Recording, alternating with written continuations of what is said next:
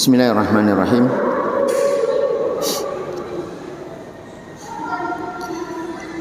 Alhamdulillahi rabbil alamin. Wal 'aqibatu lil muttaqin wa la 'udwana illa 'alal zalimin. Asyhadu an la ilaha illallah wahdahu la syarika lah. Ilahul awwalin wal akhirin. Wa asyhadu anna Muhammadan 'abduhu wa rasuluh. Salawatu rabbi wa salamuhu alaihi wa sallama tasliman katsira, amma ba'd.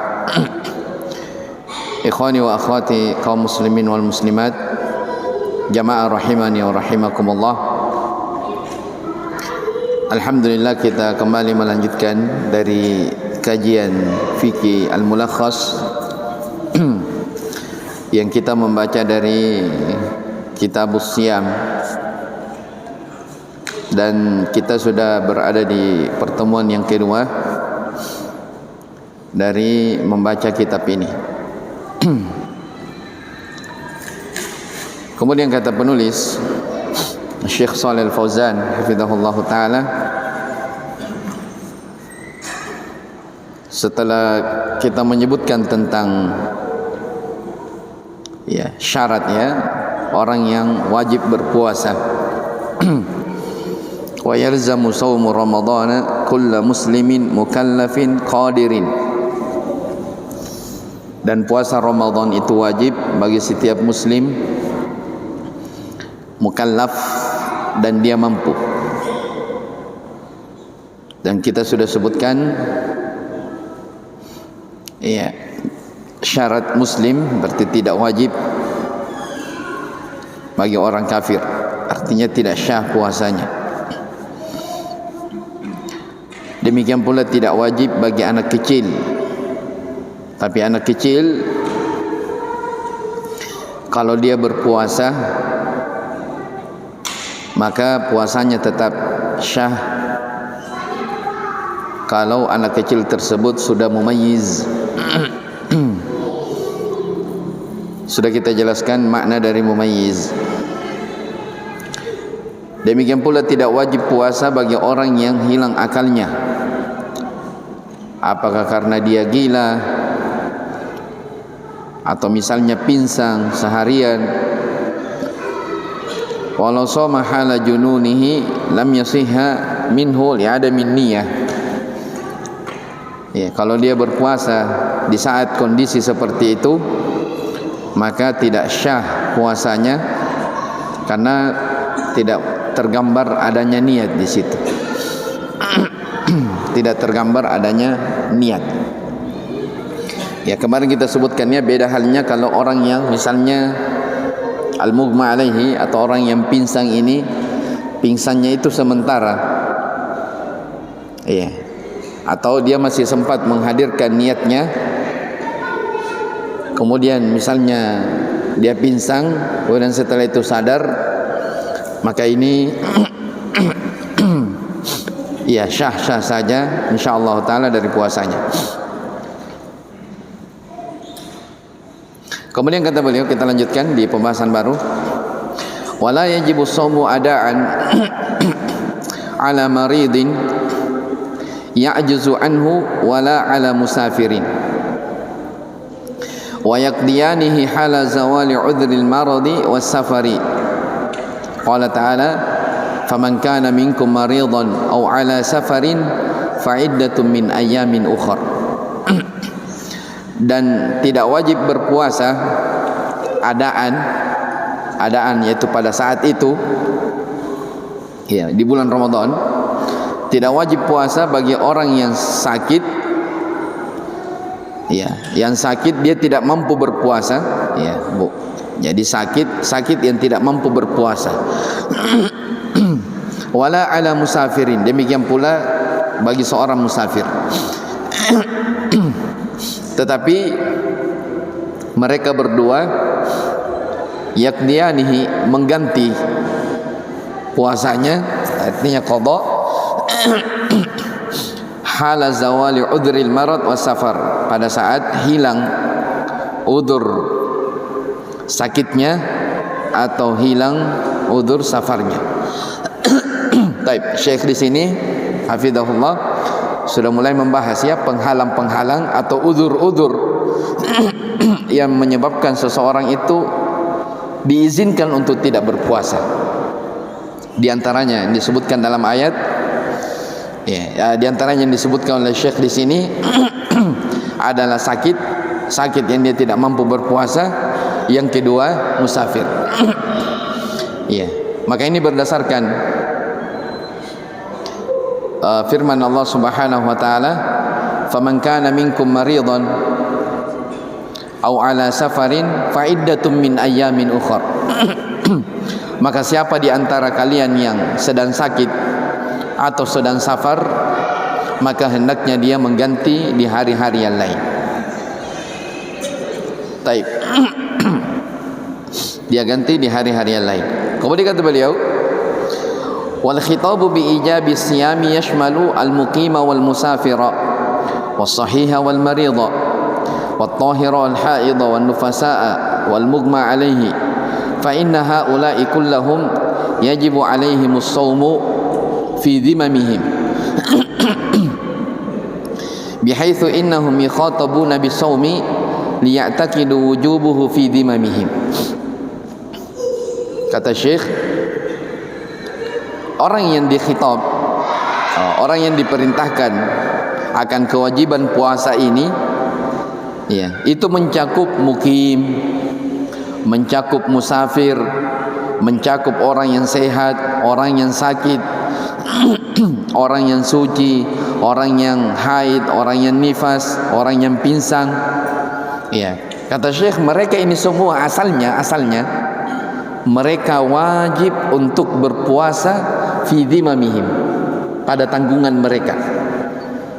Ya, ini Syekh ingin menjelaskan bahwa jangan kira misalnya masuk bulan Ramadan perempuan misalnya lagi datang bulannya, dia alhamdulillah saya terbebas, saya tidak puasa. Tidak. Iya, kewajiban puasa ini wajib bagi semuanya. Iya. Apakah dia sedang haid atau sedang nifas, tidak haid, tidak nifas, semuanya wajib berpuasa. Hanya bedanya, ada yang wajib pada saat itu, pada saat datang bulan Ramadan dia wajib, itu namanya adaan. Dia harus segera tunaikan, karena itu kewajiban. Terus yang kedua ada qadaan. Ya, qadaan itu artinya dia ganti. Ya, jadi Syekh di sini ingin mengingatkan bahwa jangan dipikir ketika ada penghalang-penghalang, ya, sedang musafir misalnya, atau sedang sakit, ya, tetap, ya, yang terpikir di dalam benaknya ini kewajiban. Ya, ini kewajiban dari Allah Subhanahu wa taala yang tetap saya harus tunaikan. Ini zimmah saya, ini tanggungan saya. Maka orang yang terkena kewajiban puasa itu pada saat pelaksanaan ada dua. Ada yang melaksanakan secara adaan, secara langsung di bulan Ramadan, dan ada yang bentuknya qadaan, dia ganti di hari yang lain. Siapa itu yang mengganti?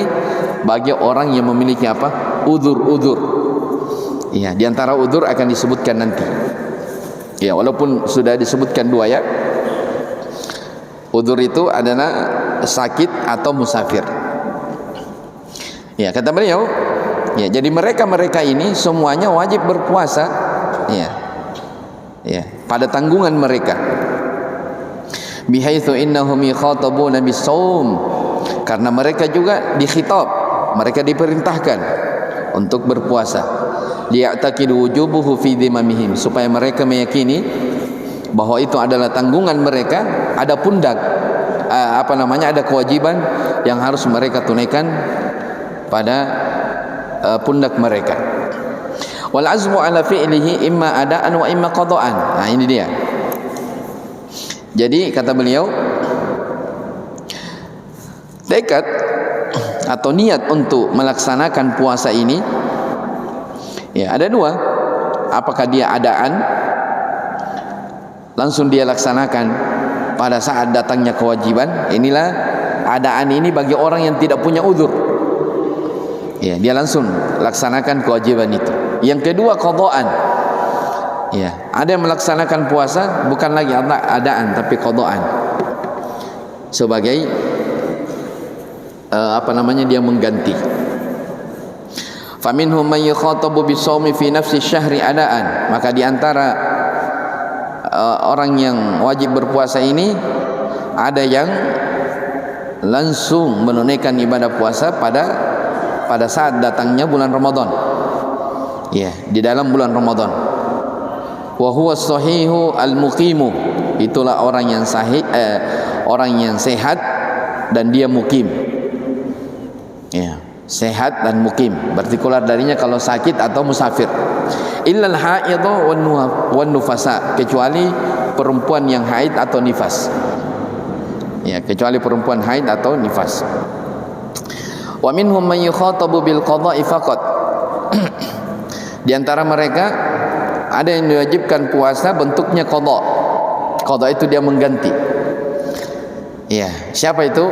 Wa huwal haidu wan nufasa, itulah perempuan haid, perempuan nifas, wal maridu alladzina yaqdiru ala ada'i shaum. Ya, orang yang sakit yang tidak mampu untuk melaksanakan puasa, wa yaqdiru alaihi qada'an. Iya, wa yaqdiru alaihi qada'an, dan dia mampu mengganti. Jadi ada orang sakit, dia tidak mampu berpuasa di bulan Ramadan, tapi dia mampu ketika dia sudah sehat, yaitu misalnya sudah keluar bulan Ramadan, dia sudah sehat, maka dia ganti. Ya, ini berdasarkan ayat yang kita baca tadi. Faman kana minkum maridan aw ala safarin fa iddatun min ayamin ukhra, dalam surah Al-Baqarah. Siapa di antara kalian yang sakit atau safar, maka dia ganti di hari-hari yang lain. Baik, ikhwani wa akhwati rahimani wa rahimakumullah. Kemudian kata beliau, sebentar kita simpulkan ya dari keterangan ini. Wa minhum man yukhayyaru bainal amrayn. Di antara orang yang berpuasa, ya, di antara orang yang dikhitab, yang diperintahkan berpuasa, ada orang yang diberi pilihan antara dua. Ya, jadi saya ulang ya. Pertama, ada yang diwajibkan puasa langsung pada saat bulan Ramadan. Ini namanya adaan, orang yang tidak punya udzur. Itulah orang yang sahih, yang sehat, dan orang yang apa? Yang mukim, tidak musafir. Ada orang yang diwajibkan puasa qadaan, dia mengganti. Ya, dia ganti. Nah, ini bagi siapa? Orang yang memiliki udzur. Ya, apa udzurnya? Disebutkan haid. Apa udzurnya? Nifas. Apa udzurnya? Sakit yang mungkin dia sembuh. Sebab sakit itu ada dua, akan disebutkan nanti. Ya. Kalau orang yang punya udzur di saat datangnya bulan Ramadan, maka ini dia nanti namanya qadaan, dia ganti di hari yang lain. Type yang ketiga, ada orang yang diwajibkan puasa diberi pilihan antara dua.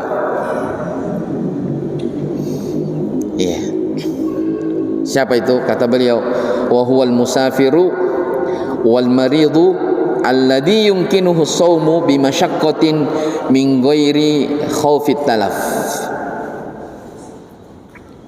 Ya, musafir dan orang yang sakit yang memungkinkan dia untuk berpuasa tapi sulit. Ya, ada orang sakit. Iya. Ada orang sakit tapi dia perkiraannya mampu berpuasa. Maka kalau dia mampu berpuasa, maka seandainya orang yang sakit dia berpuasa dan dia sudah penuhi syarat-syarat dari puasa tersebut, maka puasanya syah. Ini diberi pilihan. Ya.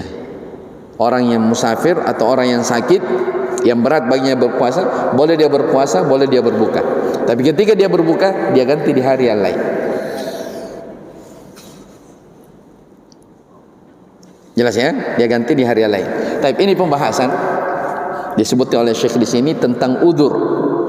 Udzur orang yang tidak diwajibkan berpuasa pada saat datangnya bulan Ramadan. Ya. Nah, sekarang saya mau tanya jamaah ini, muncul pertanyaan. Jadi udzur itu banyak udzur ya. Ada haid, ada nifas, ada sakit, ada musafir. Apalagi tua renta, apalagi ya, dan yang lainnya. Sekarang dari udzur-udzur yang sering ditanyakan ya, mumpung kita lewat ini, kita sebutkan secara ringkas. Sekarang wanita misalnya, wanita menyusui atau hamil, ya, dia ganti atau bayar fidyah? Dia mengganti qadaan atau bayar fidyah?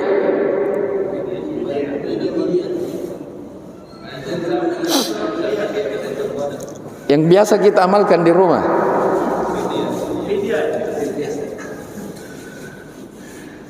Iya.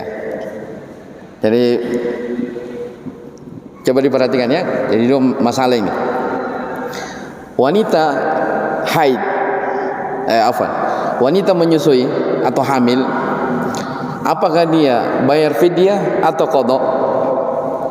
Ya, ini pembahasan kalau dilihat keterangan para ulama panjang sekali khilafnya di kalangan para ulama. Ada yang mengatakan kalau dia fidyah tidak syah. Iya, karena ada fatwa dari sahabat Ibnu Abbas, Ibnu Umar, Anas bin Malik dan selainnya. Bukan ya.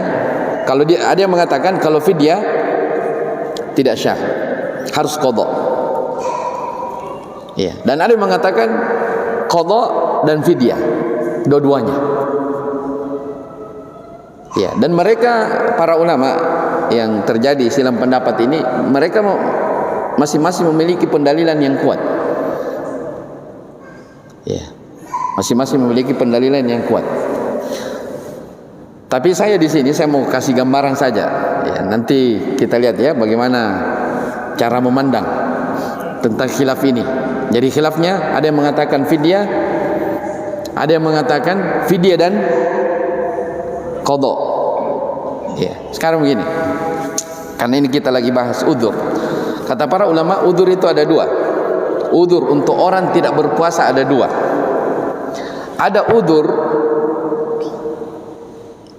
yang mungkin bisa hilang, dan ada udzur yang tidak mungkin hilang. Ya, udzur untuk orang tidak berpuasa ada dua udzur. Ada udzur yang bisa hilang, ada udzur yang tidak mungkin hilang. Contoh misalnya udzur yang mungkin hilang, safar.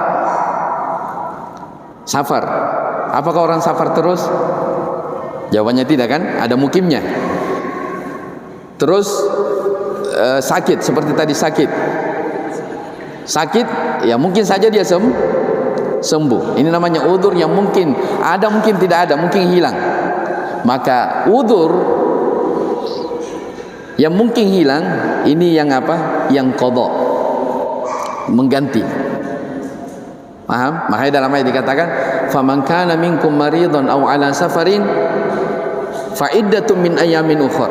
Siapa di antara kalian yang sakit atau apa? Musafir, maka dia ganti di hari-hari lain. Udzur yang mungkin hilang. Yang kedua ada udzur yang tidak mungkin hilang. Apa itu? Misalnya tua renta. Ada orang tua umurnya sudah 60, 65 tahun, 70. Kalau dia berpuasa tidak, dia mampu lagi, tidak mampu. Saya mau tanya, udzur tidak mampu berpuasa karena tua renta bisa hilang atau selamanya begitu? Apakah dibilang nanti muda lagi? Hah? Jawabannya ini diantara udzur yang tidak apa? Tidak bisa hilang. Maka udzur yang tidak bisa hilang begini kata para ulama ini dia apa? Fidyah.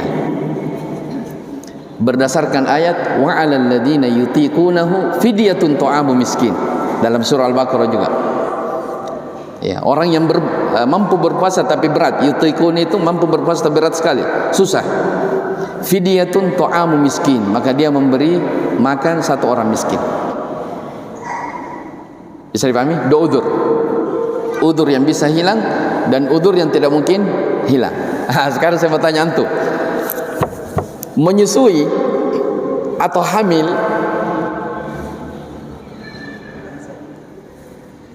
Uzurnya bisa hilang atau tidak bisa hilang?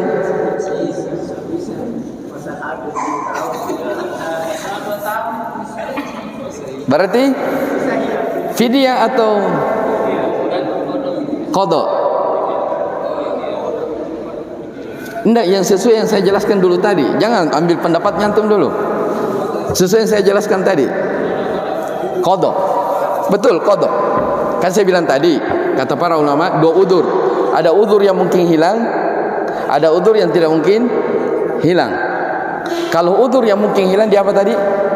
Di qada, diganti. Udzur yang tidak mungkin hilang di fidyah, dibayar. Nah, sekarang antum sendiri yang jawab. Menyusui atau apa tadi? Hamil perempuan. Sekarang qada atau fidyah? Dari tadi yang disebutkan, qada atau fidyah? Qada. Makanya jumhur ulama, dan ini yang banyak dipegang oleh para ulama, orang yang menyusui atau apa tadi? Hamil, dia wajib qada. Dan itu banyak difatwakan. Kalau tidak salah yang difatwakan oleh Syekh bin Baz rahimahullah taala dan selainnya dari para ulama. Dan itu pendapat jumhur ulama. Cuma masalahnya ini ada masalah. Cuma masalahnya ada fatwa dari sahabat. Ya. Kalau tidak salah ingat fatwa dari Ibn Abbas, dari Anas bin Malik, dari Ibnu Umar, mereka mengatakan tentang ayat wa'alal ladzina yutiqunahu fidyatun ta'amu miskin. Ya, ada fatwa dari mereka bahwa wanita hamil dan menyusui keduanya dia cukup bayar fidyah saja. Ada fatwa dari sahabat. Ingat ya, bukan dari ulama, dari sahabat langsung. Dari sinilah silang pendapat yang kuat dari para ulama tentang wanita hamil dan menyusui, apakah dia qadaan, dia ganti atau fidyah. Paham khilafnya? Jadi kalau dari kias tadi yang saya sebutkan, memang lebih selamat apa? Qada. Ya, lebih selamat qada. Karena ada yang mengatakan kalau fidyah tidak syah. Ya, cuman ada ulama yang berpendapat seperti ini. Saya kasih gambaran ya, supaya dalam masalah ini jangan kita bergampangan. Ini penting untuk perempuan kita. Ya, ini penting kita ketahui untuk perempuan kita, supaya dalam masalah ini jangan, oh datang lagi Ramadan, fidyah saja deh. Gampang, 30 apa? 30 bungkus selesai. Ya, ini kan kadang sebagian perempuan bergampangan. Jadi ada yang menjelaskan begini. Kalau mau lebih selamat, ya, kalau ada orang yang menyusui atau perempuan yang hamil, dia mampu qada, dia ganti, itu lebih selamat, lebih keluar dari silang pendapat. Dia qada, dia ganti, dan dia fidyah. Tapi kalau ada yang bayar fidyah saja, ini juga tidak bisa disalahkan, karena ini pendapat dari Syekh Albani rahimahullah. Syekh Albani berpendapat orang yang menyusui atau hamil dia cukup fidyah. Ya. Ada yang mengkompromikan begini. Kalau ada perempuan, ya, dia hamil menyusui, ya, dan mampu dan sempat dia membayar, maka lebih bagus dia bayar. Ya. Cuman masalahnya, kadang ada perempuan dia tidak sanggup membayar karena terlalu banyak, sehingga dia mengharuskan apa? Harus fidyah, tidak bisa dia bayar. Ya, saya kasih contoh ya, saya kasih gambaran. Ada ibu-ibu perempuan, misalnya ini contoh saja ya, dan mungkin terjadi sebagian orang. Ada perempuan ibu-ibu, Ramadan ini dia hamil. Awal Ramadan ini dia hamil muda. Otomatis tahun depan, Ramadan depan menyusui. Tahun ketiga menyusui. Terlalu dahsyat kalau hamil lagi. Paham ya? Saya kasih gambaran nih. Ada perempuan, misalnya Ramadan ini dia hamil. Tahun depan, tahun kedua menyusui. Tahun ketiga menyusui. Kan biasanya anak itu disusui biasanya 2 tahun. Paham ya? Tahun ketiga menyusui. Tahun keempat hamil lagi. Tahun kelima menyusui. Tahun keenam menyusui. Tahun ketujuh hamil lagi. Misalnya. Kedelapan menyusui. Kesembilan menyusui. Kesepuluh hamil lagi. Misalnya. Ya. Nabi mamanya ke bapaknya, cari maki lagi deh, tidak sanggup mak, misalnya ya. Jadi 5 misalnya ya, contoh.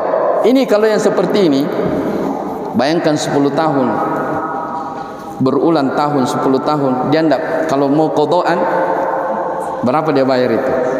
30 kali 10 300 hari. Orang yang seperti ini mau dikatakan qadaan,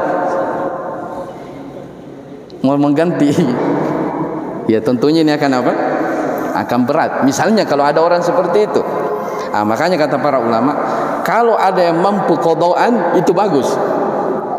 Wanita hamil atau menyusui, dia mampu qadaan, bayar fidyah, bagus, lebih selamat.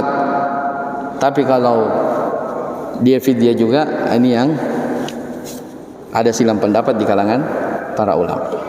Ya, makanya ikhwani wa akhwati rahimani wa rahimakumullah, ini fikih penting diketahui.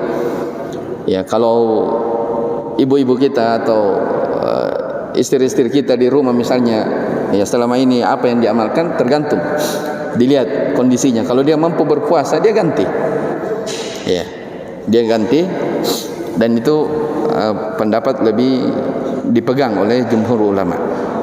Baik, jadi itu gambarannya tadi ya. Udzur itu ada 2, ada udzur yang bisa hilang, ada udzur yang tidak bisa hilang. Dan kalau udzur yang bisa hilang itu tadi qadha. Tapi kalau udzur yang tidak bisa hilang, maka itu dia mengganti atau fidyah, dia fidyah. Tapi ini pembahasan ya sering ditanyakan. Kemudian kata Syekh di sini, hafizahullah taala, berarti aman ya? Ditahu fikihnya dengeran. Iya. Baik. Wa man aftara li udhrin thumma zala udhruhu fi athna'i Ramadan, fi athna'i nahari Ramadan, kal musafiri yaqdumu min safarihi wal haidu wan nufasa'u tathurani wal kafiru idza aslama wal majnunu idza afaqa min jununihi was saghiru yablughu fa inna kullan min haula'i yalzamuhu al-imsaku baqiyatal yawmi wa yaqdihi wa kadha in qamatil bayyinatu bidukhuli syahri fi athna'in nahar fa innal muslimina yumsikuna baqiyatal yawmi wa yaqduna al-yawma ba'da Ramadan. Baik, kata beliau, siapa yang, jadi itu tadi ya, gambaran tentang orang yang udzur-udzur, orang yang terhalangi dari berpuasa. Sekarang kata beliau, siapa yang berbuka karena ada udzur, thumma zala udhruhu, kemudian udzurnya itu hilang, fi athna'i nahari Ramadan, di pertengahan siang Ramadan. Iya. Seperti kal musafir, dia telah tiba dari safarnya. Wal haid wan nufasa, ya, wanita haid, nifas, dia sudah suci. Orang kafir, dia masuk Islam. Orang gila, dia kembali sadar, misalnya orang pingsan kembali sadar. Anak kecil, dia balik. Ya. Fa inna kulla min haula, ini semua orang ini yalzamuhul imsak, wajib dia menahan baqiyatal yaum yaqdihi, dia wajib menahan, ya maksudnya berpuasa dari hari yang tersisa, tapi dia ganti di hari yang lain. Paham?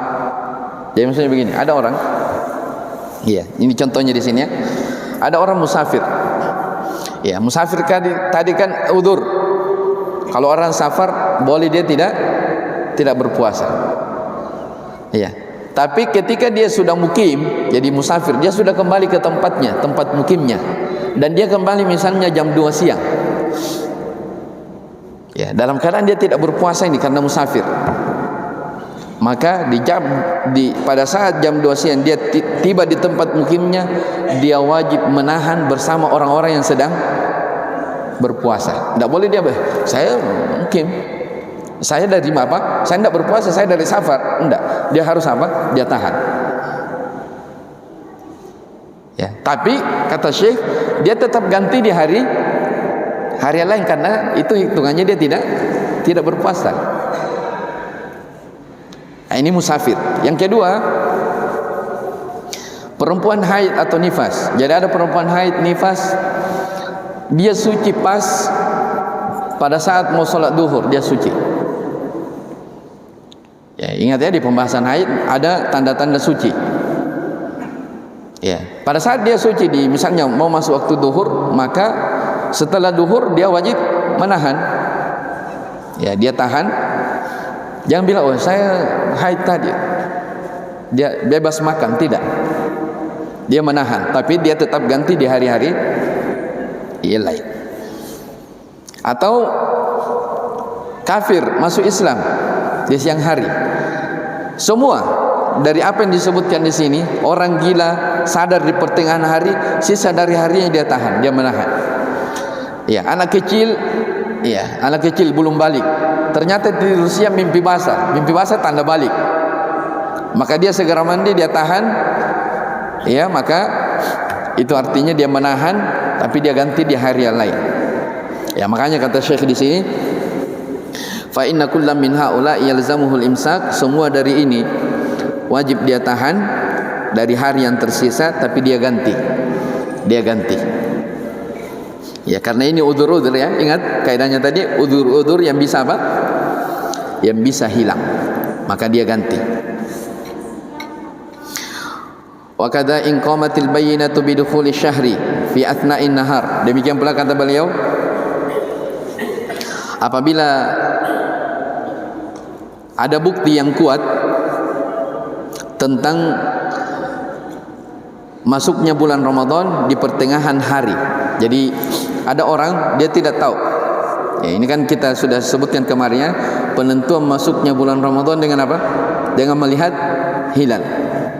Jadi ada orang tahu, dia dapat berita nanti di jam 10 pagi. Ya, dia dapat berita, oh ternyata sudah puasa orang, terlihat hilal. Tapi dia tahu nanti di jam berapa? Di jam 10 pagi. Dan dia sudah sarapan, dia sudah makan misalnya. Maka ketika dia dapat kabar di jam 10 pagi bahwa ternyata hari ini sudah masuk bulan Ramadan, maka di saat itu dia tahan dan dia berpuasa. Fa innal muslimina yumsikuna baqiyatal yaum. Jadi kaum muslimin ketika mendapatkan kabar di pertengahan hari begitu, dia menahan dari hari yang tersisa. Wa yaqduna al-yawma ba'da Ramadan. Ya, beliau berpendapat dia ganti di hari-hari lain setelah Ramadan. Kenapa diganti?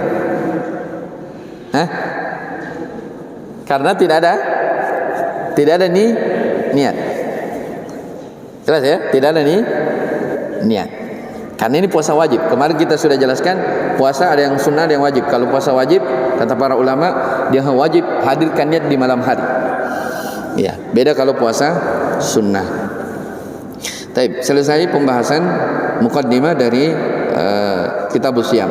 Kemudian kata beliau, bab yang baru, babun fi badi'i siyamil yaumi wa nihayatihi. Bab tentang awal mulanya puasa dan akhirnya. Qala Allah Ta'ala, uhilla lakum lailatas siyami rafathu ila nisaikum hunna libasul lakum wa antum libasul lahun. Alimallahu annakum kuntum takhtanuna anfusakum fataba alaikum wa afa ankum. Fal'ana bashiruhunna wabtagu ma kataballahu lakum wa kulu washrabu hatta yatabayyana lakumul khaytul abyadu minal khaytil aswadi minal fajr thumma atimmu siyama ilal lail. Ya, kata beliau bab tentang awal mula puasa dan akhirnya. Jadi kapan mulainya orang berpuasa dan kapan dia berbuka. Allah Subhanahu wa taala berfirman di dalam surah Al-Baqarah, ya, dihalalkan bagi kalian di malam hari di bulan puasa Ramadan untuk mencampuri istri-istri kalian, karena mereka itu adalah pakaian bagi kalian dan kalian pakaian bagi mereka. Alimallahu annakum kuntum takhtanuna anfusakum. Ya, Allah Subhanahu wa taala mengetahui bahwasanya kalian tidak dapat menahan dari hawa nafsu kalian. Fataba alaikum, ya, wa'afa ankum.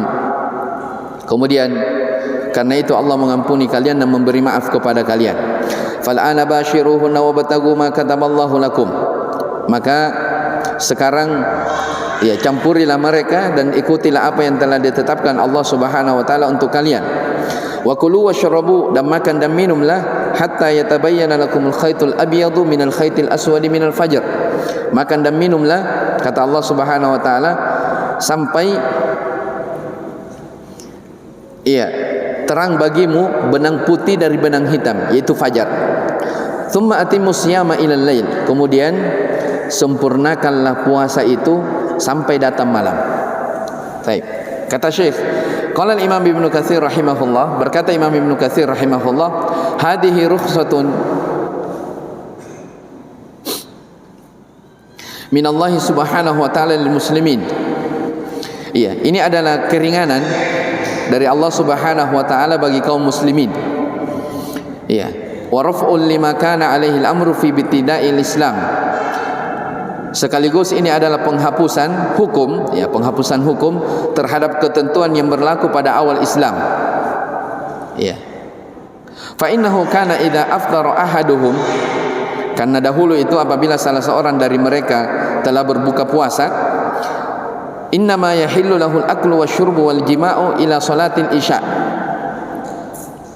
Maka mereka dihalalkan baginya makan, minum dan mendatangi istri-istri mereka sampai waktu salat isya saja atau sebelum dia tertidur, yang disebutkan dalam ayat.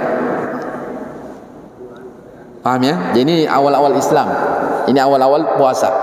Jadi dahulu awal-awal Islam, di keterangan ayat ini sebutkan dari Ibnu Katsir rahimahullah, di awal-awal Islam, jadi orang itu kalau sudah berbuka, ya, dibolehkan makan dan minum, kemudian mendatangi istrinya itu sebatas sampai isya saja.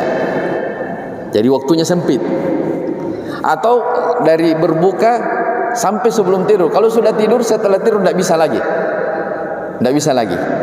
Makanya kata Ibnu Katsir rahimahullah, ini adalah keringanan Allah Subhanahu wa taala kepada kaum muslimin dan mengangkat hukum ini.